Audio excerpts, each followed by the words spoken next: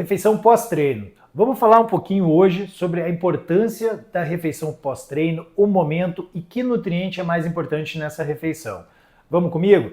Vamos lá. Qual é o nutriente mais importante em uma refeição pós-treino? Principalmente considerando um treino de musculação, ou seja, um treino resistido no qual nós temos rompimento de fibras musculares que precisam ser reparadas através da síntese de proteína. Quando você faz um treino de musculação intenso, você promove diversos rompimentos de fibras, ou seja, diversas microlesões nessa fibra muscular, que precisam, após a sessão de treinamento, serem reparadas. Porém, elas não vão ser reparadas isoladamente no momento pós-treino. Elas vão ser reparadas ao longo de um período, que é chamado de janela anabólica. Antigamente se acreditava que esse período era imediato, que a maior janela anabólica acontecia em torno de 30 minutos depois do treino. Hoje nós sabemos, a ciência trouxe essa luz para a gente, que essa janela é muito maior do que esses 30 minutos. Essa janela ela pode perdurar 24 horas e até mais, dependendo da situação. Então o nutriente mais importante que nós precisamos ter numa refeição pós-treino é a proteína. Por quê? Porque para fazer essa síntese de proteína, o nosso corpo precisa de matéria-prima, ou seja, de substrato para transformar aminoácidos em novas fibras de proteína.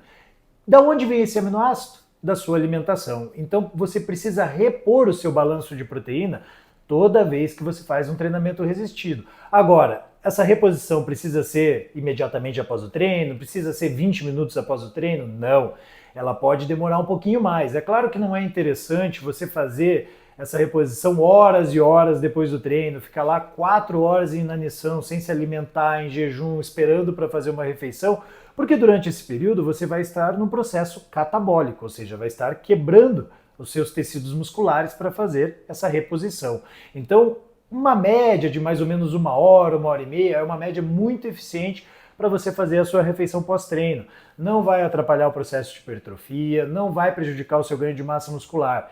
Então, o importante é ter um equilíbrio. Mais importante ainda do que isso é ter um equilíbrio ao longo do dia dessa ingesta de proteína, que é o que nós chamamos de balanço nitrogenado positivo. Ou seja, você distribuir de forma equilibrada, pelo menos em 4 refeições diárias, a sua ingesta de proteína. Não há grandes necessidades de fazer grandes ingestas de proteína por refeição. Por mais que haja digestibilidade e que seu corpo vá sim digerir e absorver essas proteínas, isso não vai representar lá na frente um maior ganho de massa muscular ou um aumento de síntese de proteína, não adianta. Por isso, fracionar essas refeições de proteína se torna mais importante do que fazer altas cargas isoladas de proteína. Beleza?